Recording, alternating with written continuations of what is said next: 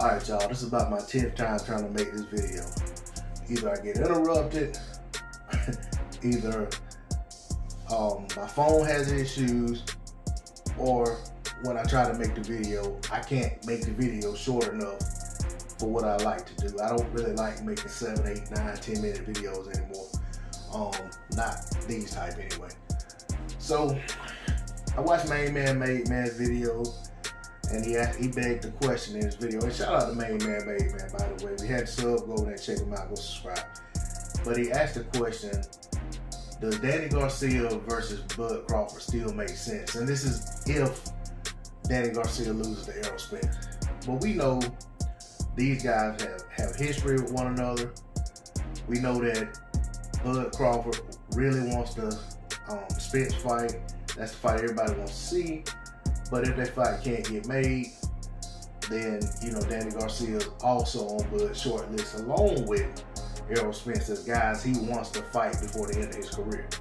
Part of that is because of the history they have in the amateurs, going 1-1 versus each other, the rivalry that wasn't able to matriculate or manifest itself into a bout at 140 because Danny was on his way out as Bud was on the rise at 140. We know what both guys done at 140. Both had a phenomenal run at 140. Not gonna get into all that. Okay? That being said, when the question is asked, and I myself was in the chat trying to talk about this very subject, but it was a very pro Errol Spence chat, which didn't bode well for what I was trying to say. But this was after Bud Crawford announced that he wanted to fight Danny Garcia before his career is over, win or lose. Whether Danny wins or loses versus Errol Spence, and I wasn't able to get that out in that chat. It just wasn't a chat for that. So let me say this: if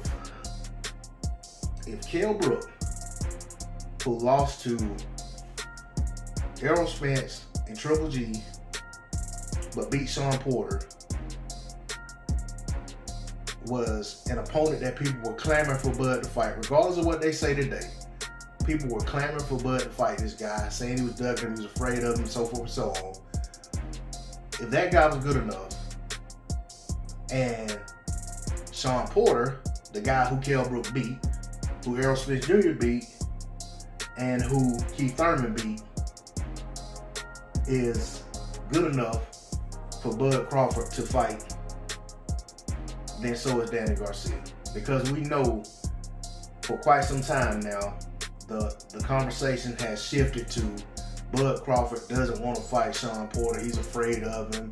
Shawn Porter would dominate him, this, that. The same stuff some people said about Kell Brook. Some of the same people who crap all over Bud for the Kell Brook fight now were saying those things about Kell Brook as well.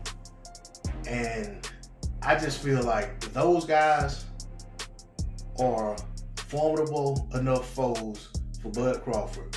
So too should be Danny Garcia if his losses are losses to Keith Thurman, close, loss to Shawn Porter, close, and a loss to Errol Spence Jr., regardless of how he loses. With the built-in rivalry is a fight that, me personally, I would still like to see. I think it's a fight that will still hold relevance in the welterweight division. No, it's not going to be a fight that people are going to want to see before they want to see Bud against a guy coming off a win. That's why I was not in support of Bud fighting Keith Thurman, because Keith Thurman was coming off of that Manny Pacquiao loss. Felt like Keith Thurman needed to get in the win column before he fought Bud, because we already know what the outcome is going to be in terms of what the outcry is going to be if Bud were to win that fight. So for me, yeah, I do want to see the fight. Main Man made a great video stating his position.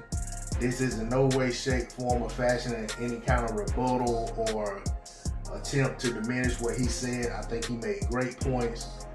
We don't necessarily agree 100%, but at the same time, I do feel like, for my liking, it is a fight that should happen should both of these guys remain at 147 pounds, and the other fights that could manifest don't take place. Is a fight I'd love to see. D-Lo 404 Boxing. That's all I got to say on the subject. I'm out.